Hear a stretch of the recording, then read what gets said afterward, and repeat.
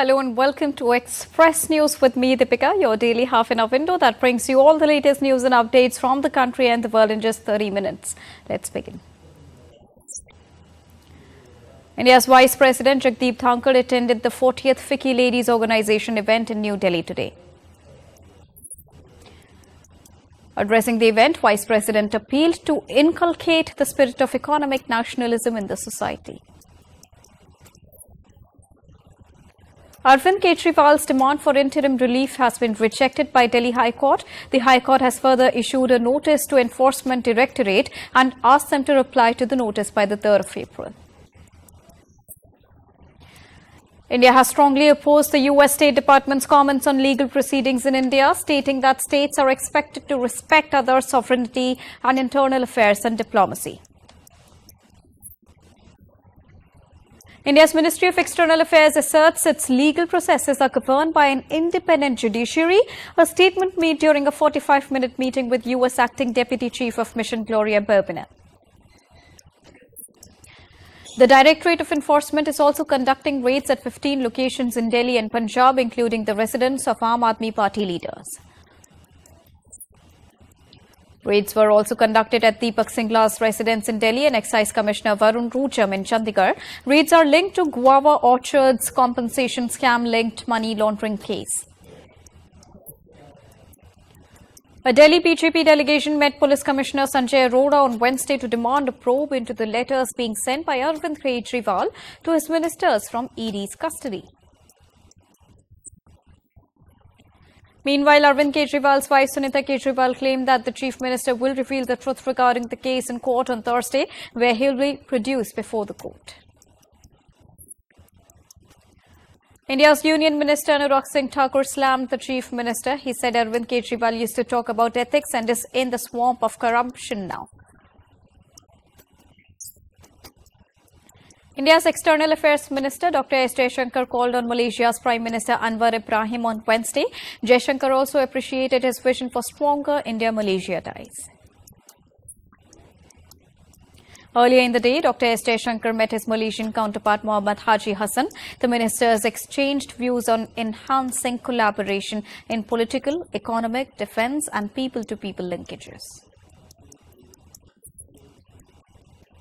The sea phase of the Tri-Service Humanitarian Assistance and Disaster Relief exercise between India and the US called Tiger Triumph began on Wednesday in the Bay of Bengal.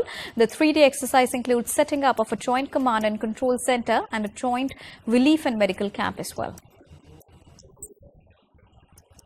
Today is the last day for filing nominations for the first phase of Lok Sabha polls for India's lower house of the parliament. The elections will be held for 102 parliamentary seats in 17 states and 4 union territories in the first phase. Senior BJP leader and India's Union Minister Nitin Gadkari filed his nomination papers from Maharashtra's Nagpur constituency on Wednesday. Gadkari is seeking his third term for India's lower house of the parliament. Coimbatore constituency in South Indian state of Tamil Nadu is set to witness a triangular contest. Tamil Nadu BJP chief K. Annamalai has filed its nomination from Coimbatore on Wednesday. 40 candidates have submitted nominations for the first phase of Lok Sabha elections in Rajasthan, with India Alliance candidate Amra Ram from CPI from Sikar. Polling will be conducted in 2 phases in Rajasthan. The BJP has announced a list of 40 star campaigners for MP in the upcoming Lok Sabha elections. The campaigners include Prime Minister Narendra Modi, Union Ministers Amit Shah and Rajnath Singh. Congress Party unveiled its 7th list of candidates for the upcoming Indian elections. The party has named 4 candidates from Chhattisgarh. Shiv Sena released its first list of 17 candidates for the upcoming elections today. Maharashtra, with 48 Lok Sabha seats, will vote in 5 phases beginning the 19th of April. According to data from Reserve Bank of India, nation's current account deficit in the third quarter of financial year 2024 decreased to $10.5 billion, accounting for 1.2% of the gross domestic product, which is down 2% in the same period last year. Indian benchmark indices ended on a positive note on Wednesday. At close, the Sensex was up 526 points at 72,996. The Nifty was up 119 points at 22,123. The Indian rupee fell 8 paise to close at 83.37 against the US dollar. Gold futures maturing on the 5th of April stood at 66,460 rupees per 10 grams on Multi-Commodity Exchange of India Limited. Silver futures maturing on the 3rd of May stood at 74,741 rupees per kilogram on the MCX. Japanese yen slumped to a 34-year low against the US dollar on Wednesday to stand at 151.97 per dollar. Following reports of significant increase in crude oil stockpiles in the US, prices dropped for a second consecutive day. Brent crude futures for May fell by 74 cents to 85.51 US dollar per barrel. The European Commission announced that it will open non-compliance investigations against Apple, Meta and Alphabet under Digital Markets Act. Visa and MasterCard reached an estimated $30 billion settlement to limit credit and debit card fee for merchants, with some savings likely to be passed on to customers through lower prices. Amid concerns over potential job cuts following an announcement of the ministry's closure, employees of Argentina's Family Agriculture Ministry staged a protest in Buenos Aires. The U.S. Coast Guard has ended its search mission for 6 people thought to be lost when a container ship hit a major bridge outside the city of Baltimore. They had been working to repair parts to the road on the bridge when it was struck by the ship. Highlighting the scale of damage, Maryland Governor Wes Moore declared a state of emergency. Moore also called for a thorough evaluation and strengthening of the state's maritime and rail assets. U.S. President Joe Biden pledged that the federal government will pay the full cost of rebuilding the Francis Scott Key Bridge in Baltimore. Singapore's Marine and Ports Authority confirmed that the cargo vessel in Dali involved in the Baltimore Bridge collapse had valid classification society and statutory certificates for structural integrity and equipment functionality as well. Truce talks between Israel and Hamas has fallen through. Israel recalled its mediators after Hamas put forth demands that Israel said were too delusional. Protests continue in Israel for immediate and safe release of hostages held by Hamas terrorists in Gaza. Some locked themselves into cages in protest while others held up photos of their loved ones. U.S. President Joe Biden's administration is pondering over distributing of around 4,000 green cards to undocumented immigrants who are facing deportation. Republicans in the U.S. Congress have slammed Biden for abandoning Trump-era immigration policies and relaxing rules for border control. Senegal's presidential elections ended with the victory of political newcomer and opposition leader Bassirou Diomaye Faye. Provisional results showed Faye with about 53.7%. He has vowed to govern with humility and transparency. A man was being arrested on suspicion of stealing a front loader after leading the police on a slow-speed chase on several roads in Georgia. The suspect was seen driving away despite a police officer's attempt to stop the large vehicle. In a landmark step, the island's lower house of the parliament passed a marriage equality bill on Wednesday, bringing it closer to becoming the third country to legalize same-sex unions. People in Bangkok expressed happiness over the island's parliament decision. People said they are interested to see the next steps the government would take, especially to support the LGBTQ community. Russian investigators questioned the families of the 4 suspected gunmen of Moscow concert attack in Tajikistan on Wednesday. The investigators said their relatives had been brought to the capital Dushanbe from their hometowns. President Putin hoped prosecutors would ensure the attackers would be justly punished. Russia's Ministry of Emergency Situations said the search and rescue work at the Crocus City Hall near Moscow has concluded. It added there are no victims under the rubble. The rescue team has begun to retreat from the disastrous attack site. Russia claimed to have launched strikes against Ukrainian decision-making centers and shot down multiple unmanned aerial vehicles. Russia shot down multiple Ukrainian unmanned aerial vehicles and intercepted missiles and rockets. Ukraine claims to have launched attacks on Russian armed forces, including command posts and ammunition depots, resulting in significant damage to Russian military installations. Tunisian court sentenced 4 people to death and 2 to life in prison charges for participating in the murder of political leader, sparking mass protests against Islamist rule. U.S. presidential candidate Robert F. Kennedy Jr. has announced Silicon Valley lawyer and philanthropist Nicole Shanahan as his running mate. Shanahan's name was announced at a campaign event. Japan's Chief Cabinet Secretary Yoshimasa Hayashi said that authorities were aware of 2 deaths and 106 cases of hospitalizations thought to be connected to a Japanese dietary supplement. U.S. President Joe Biden and Vice President Kamala Harris traveled to North Carolina to contrast their healthcare agenda with Republican policy aims as their re-election campaign seeks to flip the state. The U.S. Supreme Court signaled that it is unlikely to limit the access to the abortion pill due to skepticism about the legal standing of anti-abortion groups and doctors challenging the drug. Belgium's agriculture minister said that progress has been made in addressing the demands of angry European farmers that has led to a wave of protests around the bloc in recent months. China's embassy in Pakistan demanded investigations into an attack by a suicide bomber that killed 6 Chinese engineers working on a dam project. Indonesia's losing presidential candidate Anies Baswedan laid out his challenge in court to last month's election on Wednesday. He alleged interference by the state and urged disqualification of winner Prabowo Subianto.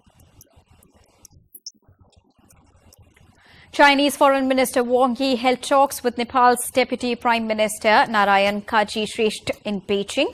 Wang said China is ready to work with Nepal to advance China-Nepal strategic partnership of cooperation. China launched a new satellite from the Taiyuan Satellite Launch Center in northern Shaanxi province on Wednesday morning. The satellite has now entered the preset orbit, will be used for atmospheric and marine environment surveys. Members of the Mexican Guerreros Buscadrios de Olosca collective found 2 clandestine ovens and 7 clandestine graves containing 27 bags supposedly containing human remains in Mexico. The Islamabad High Court judges have urged the Supreme Court Judicial Council to convene a judicial convention over the alleged interference of Pakistan's inter-services intelligence in judicial matters. Wildfires erupted in Peru on Monday, endangering lives and a wetland located in western Peru. The difficult terrains are posing challenges to rescue teams while the cause of fire is still under investigation. A Commonwealth meeting scheduled for October 2024 in Samoa will spotlight threats of climate change and address ways to keep pace with advancements in artificial intelligence. Bolivia opened the country's first biofuel plant on Tuesday as part of an effort to curb the fossil fuel subsidies and to offset the fall of the local gas production as well. A 25-year-old American woman, Lexi Alford, set a world record to become the first person to circumnavigate the globe in an all-electric vehicle. Alford crossed the finish line in France's Nice on Tuesday after driving 30,000 kilometers through 27 countries and crossing 6 continents in the new electric Ford Explorer. Enterprises on the Canadian side of Niagara Falls are ramping up preparations to welcome 1 million people expected to throng the region on the 8th of April to experience a rare solar eclipse. The solar eclipse is the first since 1979 in Canada and 2017 in the United States. The rare opportunity has enticed many to splurge on hotels to experience this once-in-a-lifetime phenomenon. Saudi Arabia will participate in the Miss Universe pageant for the first time, making it a historic event for the Islamic country. Rumi Al-Qahtani, a beauty pageant veteran and an influencer, will represent the kingdom in one of the most popular pageants across the world. Olympic medley Sky Brown, known as a skateboarding prodigy, impressed spectators in central London with a performance on a half-pipe setup between 2 vintage London buses near the iconic Tower Bridge. A single ticket for a lottery jackpot worth a hefty $1.13 billion was sold in New Jersey on Wednesday.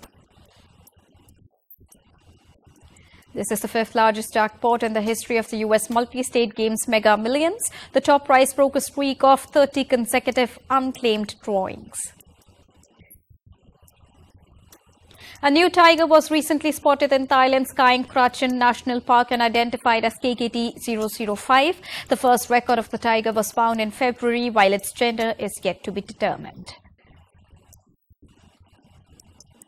Inspired by the beauty of a home province and local fashion, a shop owner in Thailand created a unique style of pants named Longland Lay Blade pants. World Theatre Day is being celebrated today as an occasion to promote art of theatre and its importance in cultural expression, social dialogue and human connection. In Tamil Nadu's Trichy city, devotees thronged in large numbers on the occasion of Panguni Car Festival. The Car Festival forms an integral part of Brahmotsav festival in Tamil Nadu's Trichy that commenced on the 25th of February with the hoisting of Ashtakoli. Floating crown called houseboat in Indian city of Srinagar's picturesque Dal Lake with a vibrant houseboat community is attracting tourists from all corners of the globe. The 3-day Hola Mohalla festival, which is a Sikh festival that takes place annually after Holi, began with religious fervour at Punjab's Anandpur Sahib on Tuesday. Britain's Queen Camilla hosted a reception in London on Tuesday to mark a new research study commissioned by her reading charity called the Queen's Reading Room. American legendary singer Lenny Kravitz presented his upcoming 12th studio album titled called Blue Electric Light in Mexico. He also confessed his love for the country as he put out a new single called Human, mixing rock, funk and pop influences. The album will be released on the 24th of May. Giant monsters Kong and Godzilla are back in a new movie titled Godzilla into Kong, The New Empire, after 2021's Godzilla vs. Kong. The movie sees the return of the two titans not as adversaries but as allies. Filmmaker Alex Garland hopes Civil War, a tense thriller about a group of journalists documenting societal collapse as they chase a scoop in conflict-torn United States, will be a conversation starter. U.S. singer Bruce Springsteen will soon become the first international songwriter to receive an Ivors Academy Fellowship this year, which is the highest honour bestowed by the UK-based association. Hollywood actress Anne Hathaway said in an interview that she suffered a miscarriage while she was portraying a pregnant woman in One Woman play Grounded off Broadway in 2015. Vin Diesel recently shared an unseen throwback picture with his XXX Return of Xander Cage co-star Deepika Padukone from the time he came to India to promote their film. Celebrating her latest album's release, Shakira devoured her free pop-up show in New York City's Times Square on Tuesday night. Bollywood actress Alia Bhatt will host her inaugural charity event in London's Hyde Park on Thursday, supporting Mumbai-based Salam Bombay's efforts to empower city's most vulnerable children through in-school programs. Makers of the upcoming film Game Changer released its first song titled Jaragandi, featuring Ram Charan and Kiara Advani. The catchy track has already amassed over 7 lakh views. In IPL, Sunrisers Hyderabad are currently taking on Mumbai Indians. In Hyderabad, both the teams have lost their opening matches. Indian tennis stalwart Rohan Bopanna and his Australian teammate Matthew Epton advanced to semi-finals at the Miami Open. This is their third semi-final this year.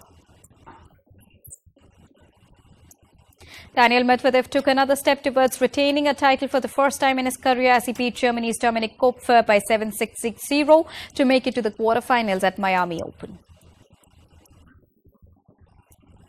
Indian Wells champion Carlos Alcaraz kept his hope for a sunshine double alive with a 6-3, 6-3 victory over Lorenzo Musetti to make it to the Miami Open quarterfinal round.